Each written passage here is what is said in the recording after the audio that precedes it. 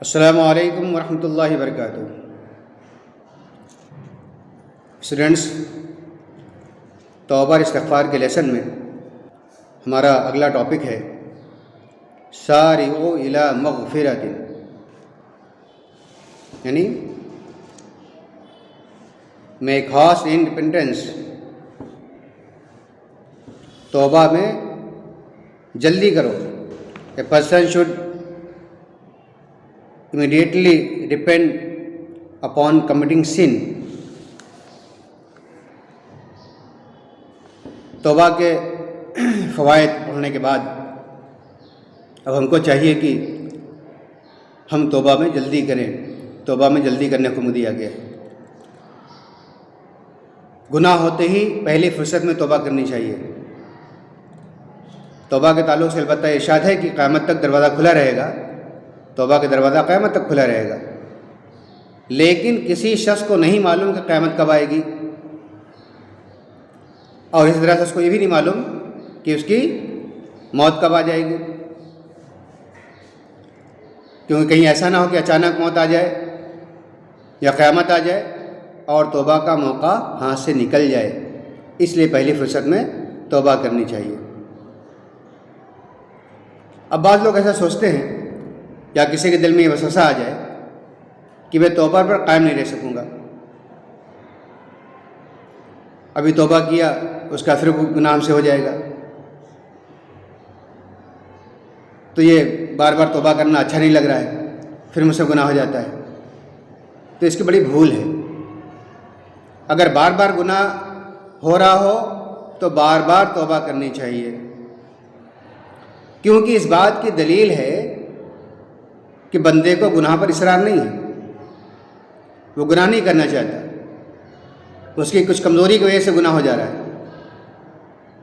Control نہیں کر پا رہا ہے پورے طور پر، وہ کمزوریاں اس کے اندر ہیں، لیکن وہ گناہ پر جمنا نہیں چاہتا ہے، اس کا دل سخت نہیں ہوا ہے، تو اس کو گناہ پر اصرار نہیں ہے۔ اب اس تعلق سے نبی کریم صلی اللہ علیہ وسلم کا کتنا مبارک ارشاد گرامی ہے۔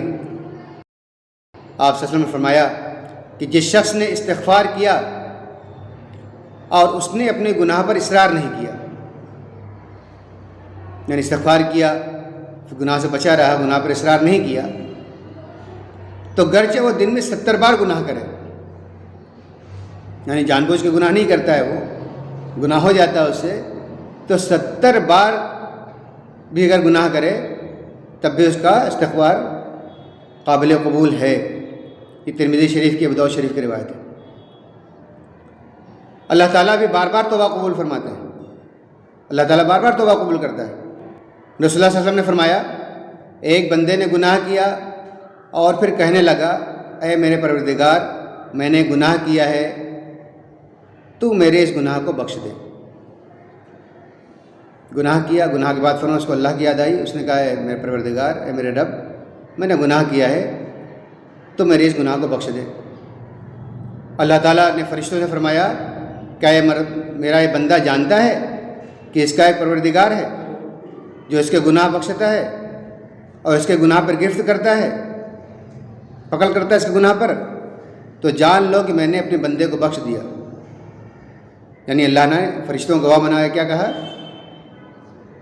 کیونکہ یہ ہم پر یقین رکھتا ہے، یہ جانتا ہے کہ میرا پروردگار ہے جو گناہ کو کی گرفت کرتا ہے، گناہوں کو سزا دیتا ہے، تو اس جذبے کو دیکھتے ہوئے اللہ تعالیٰ فرشتوں سے کہتا ہے کہ میں نے اپنے بندے کو بخش دیا۔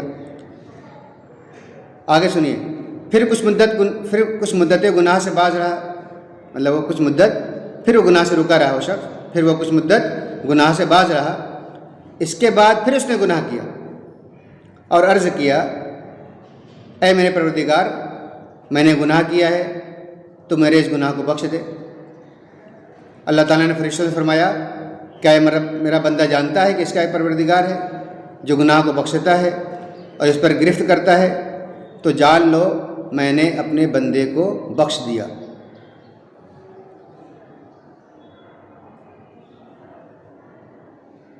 پھر وہ کچھ مدت گناہ سے باز رہا، اس کے بعد پھر اس نے گناہ کیا اور عرض کیا، اے میرے پروردگار، میں نے گناہ کیا ہے تو تو میرے گناہوں کو بخش دے۔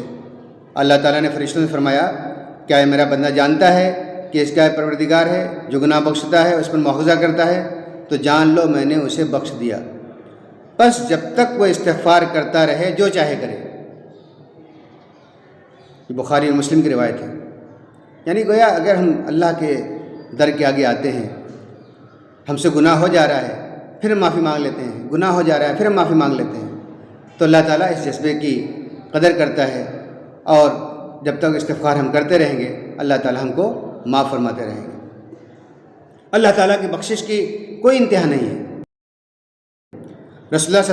اللہ علیہ وسلم نے فرمایا اللہ تعالیٰ فرماتا ہے اے ابن آدم، اگر تو مجھ سے اس حال میں ملے کہ تیرے ساتھ گناہوں سے بھری ہوئی زمین ہو، یعنی اتنا گناہ کیا زمین بھر کے گناہ کیا، کہ ابن آدم اگر تو مجھے اس حال میں ملے کہ تیرے ساتھ گناہوں سے بھری ہوئی زمین ہو تو میں تیرے پاس بخشش و مغفرت سے بھری ہوئی زمین لے کر آؤں گا۔ تیرا گناہ جتنا ہی بڑا کیوں نہ ہو، جتنا ہی زیادہ کیوں نہ ہو، اس سے بڑی میری بخشش ہے، اس سے بڑی میری مغفرت ہے، بشرط کہ تو نے میرے ساتھ کسی کو شریک نہ کیا۔ شرک ناقابل برداشت ہے، اللہ کے مقابلے کسی اور کو اس کا ہمسر سمجھنا، اس کے جیسا سمجھنا، اس سے دعائیں مرادیں مانگنا، تو شرک کی تفصیل تو الگ ہے، لیکن شرک ناقابل معافی ہے۔ یہ اللہ تعالیٰ کی غیرت کو چیلنج کرنے والا معاملہ ہے۔ تو اگر شرک نہ کیا ہو تو جیسا بھی گناہ ہے، اگر انسان وہاں پہنچ جاتا ہے اللہ کے حضور، تو اللہ تعالیٰ فرماتے ہیں کہ اس کی بخشش ہو سکتی ہے اگر دل میں جذبہ ہے کہ اس کا پروردگار ہے جو اس کو گناہوں کو بخشتا ہے۔ یہ ترمذی اور احمد کی روایت ہے۔ تو اسی لیے توبہ کرنے میں جلدی کرنی چاہیے، توبہ کرنے میں ہچکچانا نہیں چاہیے، جھجک نہیں ہونی چاہیے۔ یہ نہیں سمجھنا چاہیے بھی ہم تو نوجوان ہیں، ابھی ہم بچے ہیں، جب بوڑھے ہو جائیں گے تب توبہ کر لیں گے ایک ساتھ۔ کسی کا ٹائم کوئی فکس نہیں ہے، کبھی بھی کسی کے ساتھ کچھ بھی معاملہ پیش آ سکتا ہے۔ جس قدر جلدی ہو، جتنا فوری ممکن ہے فوراً ہی اللہ کی طرف رجوع ہونا چاہیے اور توبہ کرنی چاہیے۔ اور اگر کسی وجہ سے گناہ کے فوراً بعد توبہ کی توفیق نہ بھی ملے تو جب بھی توفیق ملے توبہ کر لینی چاہیے، جب بھی یاد آئے، جب بھی موقع ملے۔ آپ لیسن سن رہے ہیں، ابھی آپ کو اندر احساس کچھ آ رہا ہوگا کہ توبہ کرنی چاہیے، گناہ یاد آ رہے ہوں گے، اس موقع پہ فوری طور پر آدمی کو توبہ کرنی چاہیے۔ اللہ بڑا غفور و رحیم ہے، اور جب بھی توبہ کی جائے وہ معاف کر دیتا ہے، چاہے کتنے ہی دن گزر چکے ہوں، گناہ کتنا ہی بڑا کیوں نہ ہو اور کتنا ہی گناہ کیوں نہ کیا ہو۔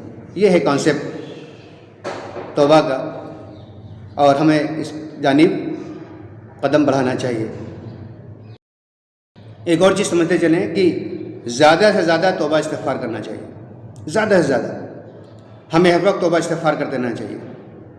اپنی زبان پر جو میں نے کلمات پہلے بتایا، استغفر اللہ ربی اغفر وتوب علیہ انک انت التواب الغفور، یہ کلمات ہماری زبان پر جاری رہنے چاہیے، اس لیے کہ دن بھر میں 24 گھنٹے میں قصد و ارادے کے بغیر بھی ہم کو احساس بھی نہیں پاتا، ہم کو معلوم بھی نہیں پاتا کہ غفلت میں نہ معلوم ہم سے کتنے گناہ ہوتے رہتے ہیں۔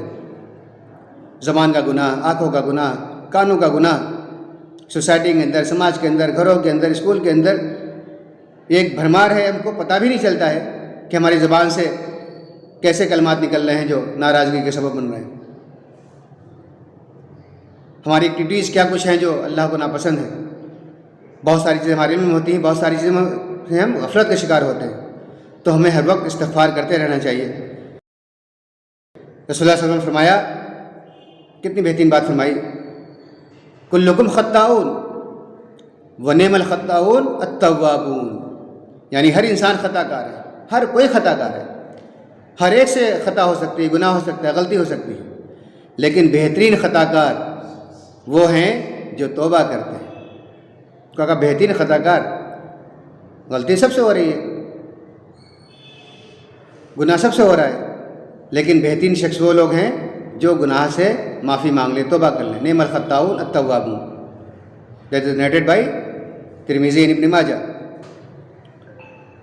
اب رسول اللہ صلی اللہ علیہ وسلم آپ کا مقام مرتبہ کتنا بلند ہے، آپ کے تو اگلے پچھلے سارے گناہ معاف کر دیے گئے تھے،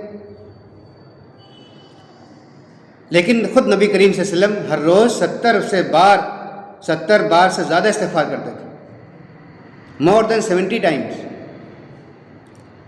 ہر روز 70 بار سے زیادہ استغفار کرتے تھے۔ بخاری شریف کی روایت ہے، خود نبی کریم صلی اللہ علیہ وسلم استغفار کیا کرتے تھے، وہ بھی ایک دن میں 70 بار سے زیادہ۔ تو ہمارا آپ کیا شمار ہے؟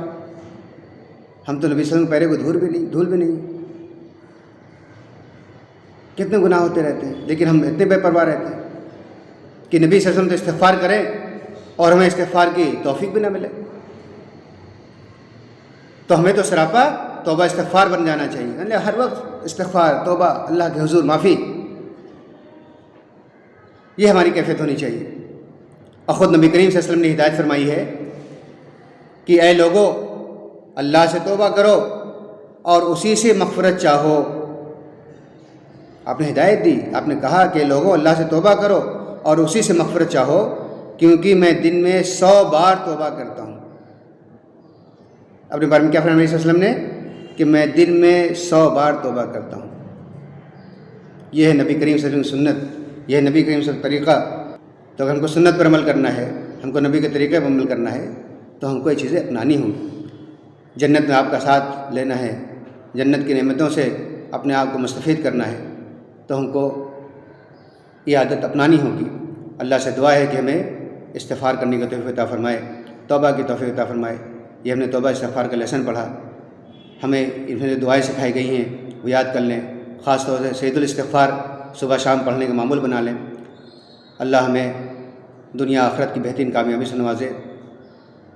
جزاکم اللہ خیرا۔ السلام علیکم ورحمۃ اللہ وبرکاتہ۔